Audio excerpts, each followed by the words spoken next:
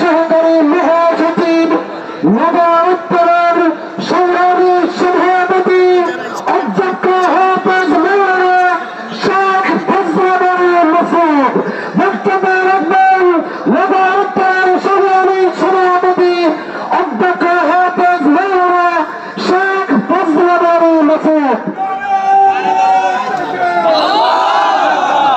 আলহামদুলিল্লাহ ওয়াসসালাতু ওয়াসসালামু আলা রাসূলিল্লাহ ওয়া আলা আলিহি ওয়া আসহাবিহি আজমাইন, আম্মা বাদ।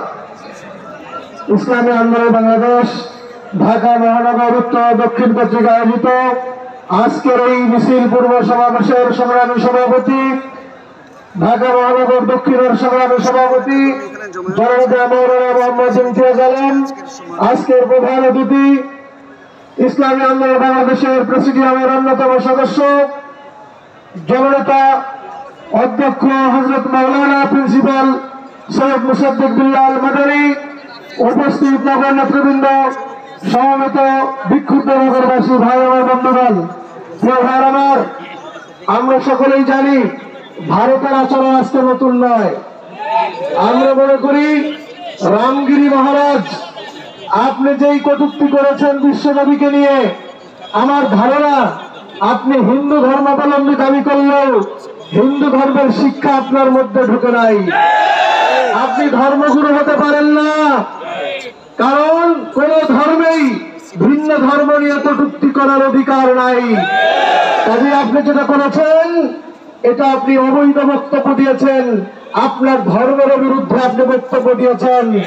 আপনি এই বক্তব্যের মাধ্যমে সারা দুনিয়ার 200 কোটি মুসলমানের হৃদয়ের মধ্যে আপনি রক্তক্ষরণ করেছেন। আপনার বিচার হবে ইনশাআল্লাহ, বিশ্ব মুসলিম আপনার বিচার চায়। সাথে সাথে বলে দিতে চাই, ভারতের বিজেপি সরকার, আপনি একটি বড় একটি রাষ্ট্রের বিজেপি সরকার, আপনি রাষ্ট্রে আছেন, আপনাদের নেতারা আপনারা বড় রাষ্ট্রে বসবাস করেন, কিন্তু আপনাদের মনটা হলো অত্যন্ত ছোট। আপনার ছোট মনের অধিকারী, আপনাদের মনটা আপনারা বড় করতে পারেন নাই।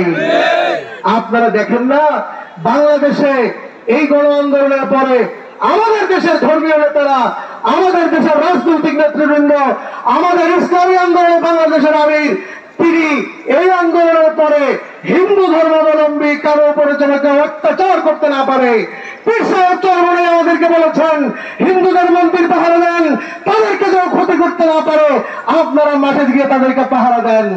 আমরা গিয়ে পাহারা দিয়েছি, কি বলেন ঠিক না?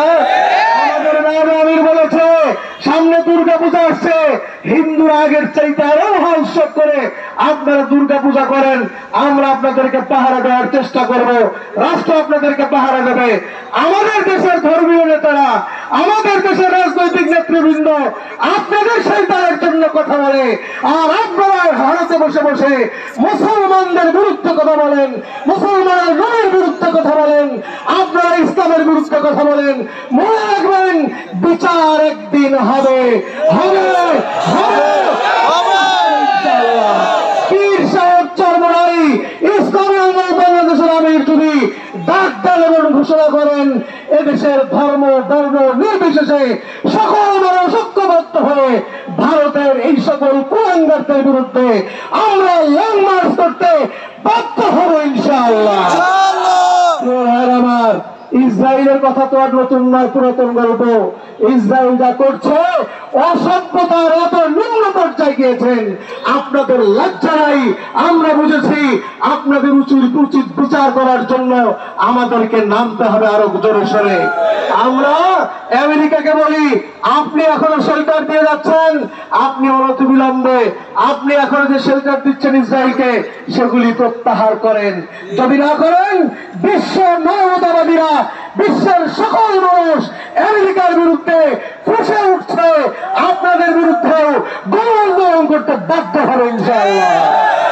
পরিশেষে আমাদের সরকারকে বলি অনতিবিলম্বে রামগিরি মহারাজ যা করেছে এরপরে বিজেপি নেতা যা করেছে, আপনি অনতিবিলম্বে বাংলাদেশের হাই কমিশনার ইন্ডিয়ান যিনি আছেন তাকে ডেকে কড়া প্রতিবাদ করে জাতিকে সামনে আপনি এটা জানিয়ে দেন যে আপনারা ইসলামের পক্ষে, মহানবীর পক্ষে আছেন। আমরা এটা দেখতে চাই। অন্যথায় আগামী দিনে এই প্রসঙ্গে কিন্তু পিসার চরমায় ডাক দিলে দেশব্যাপী গণ আন্দোলন গড়ে উঠবে ইনশাআল্লাহ।